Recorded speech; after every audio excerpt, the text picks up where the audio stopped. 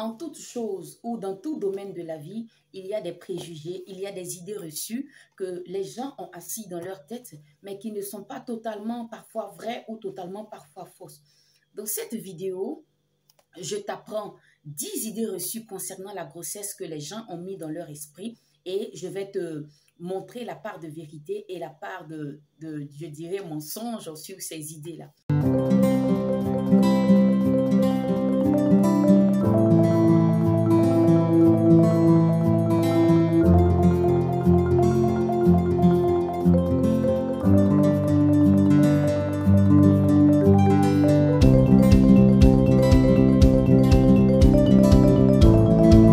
Bonjour et bienvenue dans cette vidéo. Je suis Aminata Koulibaly, je suis sage-femme et sur cette chaîne, je te parle de tout ce qui concerne avant, pendant et après la grossesse et de tout autre conseil de santé qui va te permettre de pouvoir améliorer ta santé. Alors, si tous ces sujets que je viens d'énumérer, te parlent, si ce que je traite sur cette chaîne te parle, alors abonne-toi à la chaîne, partage les vidéos, like les vidéos, mets des commentaires sous chaque vidéo. Alors aujourd'hui, je te parle de 10 idées reçues que j'ai énumérées sous forme de phrases que je vais détailler dans cette vidéo. La première phrase, excusez-moi si je regarde un peu en bas parce que je lis les phrases que j'ai énumérées. Ça dit, les femmes enceintes ne peuvent pas faire d'exercice physique. Alors, pour ce qui concerne les exercices physiques, il y a des exercices physiques spécifiques aux femmes enceintes.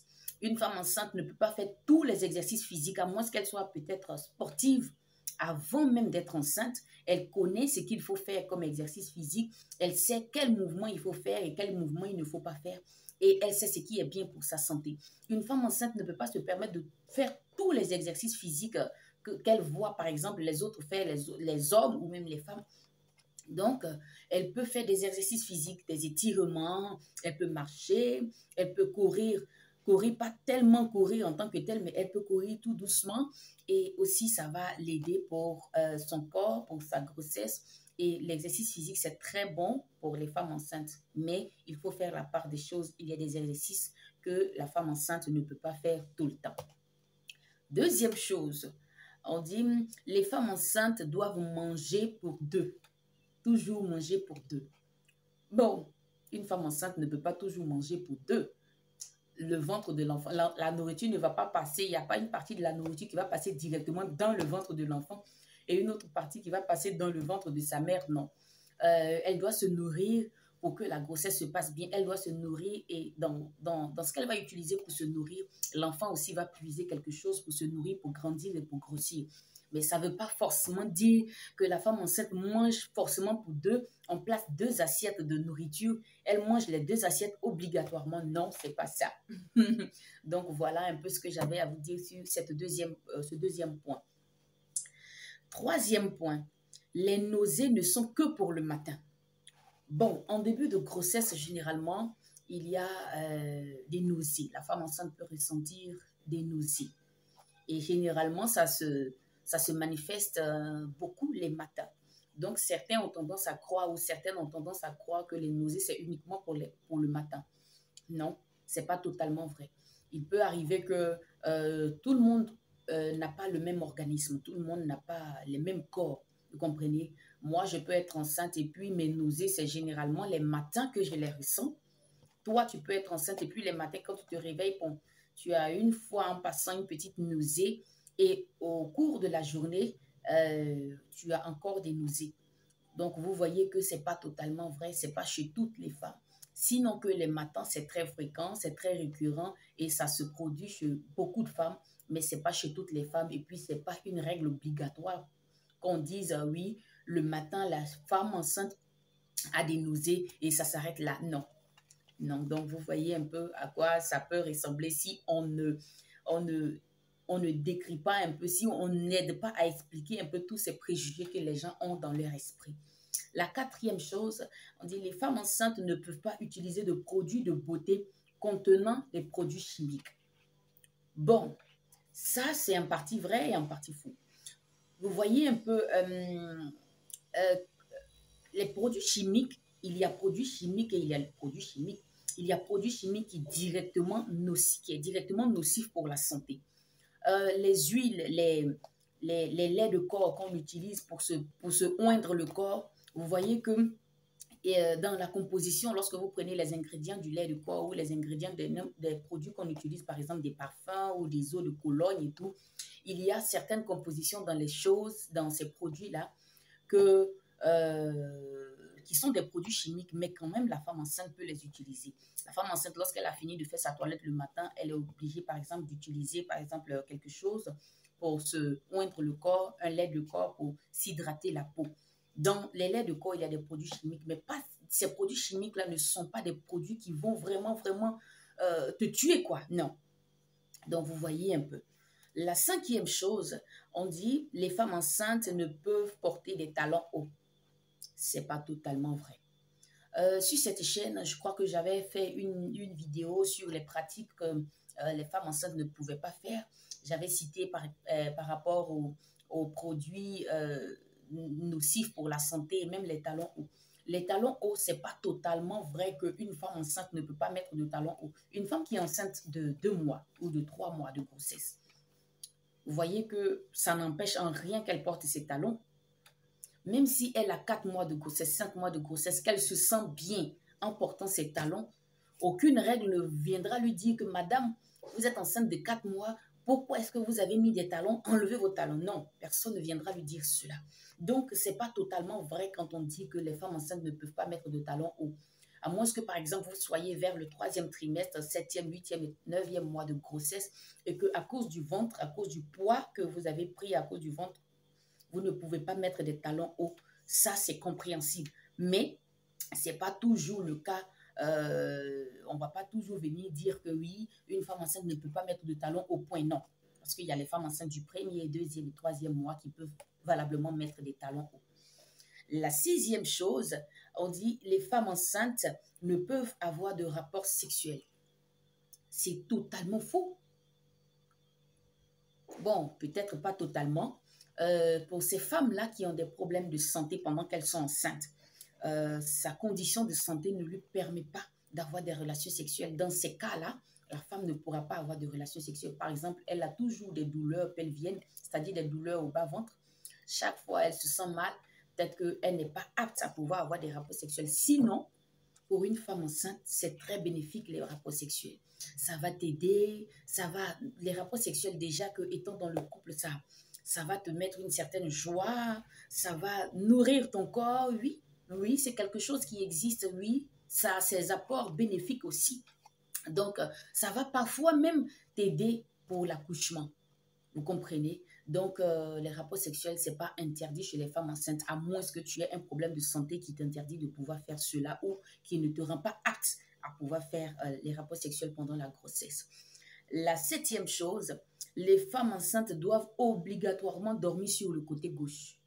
Bon, dormir sur le côté gauche, c'est très bon parce que je crois que j'avais fait une vidéo où j'avais parlé un peu de ça, ou je ne sais pas si c'est un short que j'avais posté sur cette chaîne, où je demandais que on devait dormir sur le côté gauche parce que nous avons la veine cave qui est située sur le côté droit. La veine cave, c'est une veine par laquelle passe le sang pour aller nourrir tous les organes vitaux qui se trouvent dans la partie supérieure du corps, par exemple le cœur et tout.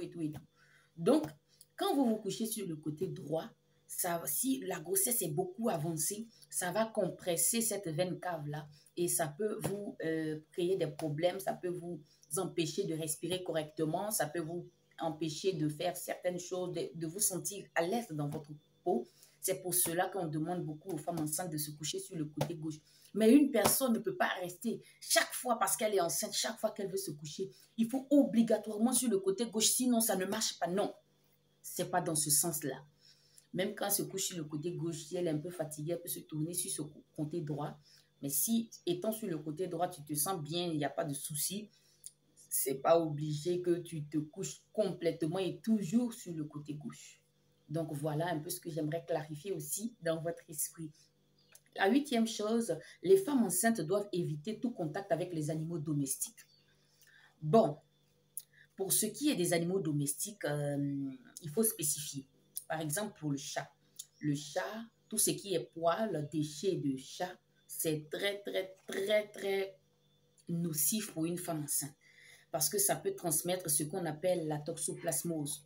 Il y a un élément dans les déchets, les poils de chat, qui, lorsque ces éléments-là entrent en contact avec la femme enceinte, ça peut produire quelque chose de très néfaste pour le bébé. Ça peut causer des lésions cérébrales, ça peut faire que l'enfant va naître aveugle, l'enfant peut naître muet, l'enfant peut loucher lorsqu'il va naître. Donc, il y a d'autres choses. La femme même peut perdre sa grossesse, il y a trop de choses. Mais pour le reste, il n'y a pas de restriction concernant le reste. Si la femme enceinte pense qu'elle peut conserver des serpents dans sa chambre ou dans son salon, ça ne tient qu'à toi.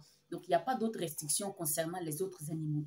Donc, la femme enceinte peut valablement vivre avec des animaux domestiques, il n'y a pas de souci. Mais les chats, il y a une certaine restriction, surtout au niveau des chats. Donc, faites très attention. La 9e chose, les femmes enceintes doivent éviter la radiographie à tout prix. Bon, la radiographie, ce serait un peu trop dire si on dit que la femme enceinte doit éviter la radiographie à tout prix parce que l'échographie pendant la grossesse que chaque femme enceinte fait partie de la grande famille de radiographie. Donc, on ne peut pas dire que la femme enceinte doit éviter complètement la radiographie à tout prix, mais la femme enceinte ne pourra pas faire certaines analyses à cause des rayons X qui peuvent, par exemple, nuire à sa grossesse. Donc, c'est pour cela que la femme enceinte doit éviter beaucoup les radiographies. S'il y a un problème qui empêche que la grossesse avance, on sera obligé de faire une radiographie pour comprendre ce qui ne marche pas. Peut-être qu'elle a eu un accident, on doit lui faire une radiographie, mais ça sera avec beaucoup de protection et beaucoup de munitions. Donc, c'est ça. La 10e et dernière chose, les femmes enceintes ne peuvent voyager. C'est pas totalement vrai. Une femme enceinte qui prend par exemple un véhicule qui décide de voyager, elle va faire un long trajet, par exemple des centaines et des centaines de kilomètres. Ça ne sera pas vraiment bon pour elle parce que ça va, dans un premier temps, la fatiguer en tant que force physique même, mais ça peut aussi agir sur la grossesse. Je connais une jeune femme qui a fait un long trajet, oui, je dirais, oui, c'est un long trajet parce que ça pouvait atteindre les 500 à 600 kilomètres en voiture. Et elle était enceinte de 3 mois d'une grossesse gémellaire, c'est-à-dire des jumeaux. Et lorsqu'elle a fini de faire son voyage, à son retour, lorsqu'elle est arrivée plutôt, quand elle a pris le véhicule, elle est arrivée à destination, elle a commencé à saigner. Et quand elle a commencé à saigner, elle est allée à l'hôpital et lorsqu'ils ont fait les examens, ils ont dit que la grossesse ne pouvait pas rester. Donc, vous comprenez que la femme enceinte ne peut pas être sujet à beaucoup de secousses concernant les voyages en voiture et tout. Ça va vraiment beaucoup peser sur elle. Ça peut faire passer la grossesse, ça peut gâcher la grossesse. Donc, voilà un peu les 10 choses que j'avais à vous dire, les 10 choses que je devais clarifier concernant la grossesse, concernant les femmes enceintes, pour que vous puissiez aussi clarifier les choses dans votre esprit. Il ne faudrait pas que les gens soient scotchés sur quoi. On a dit que la femme enceinte doit se coucher sur le côté gauche, donc tu dois rester forcément sur le côté gauche. Non, ce n'est pas ce genre de choses. Donc, merci d'avoir suivi cette vidéo jusqu'à la fin. Merci de m'avoir regardé. Rendez-vous dans une prochaine vidéo. D'ici là, portez-vous bien.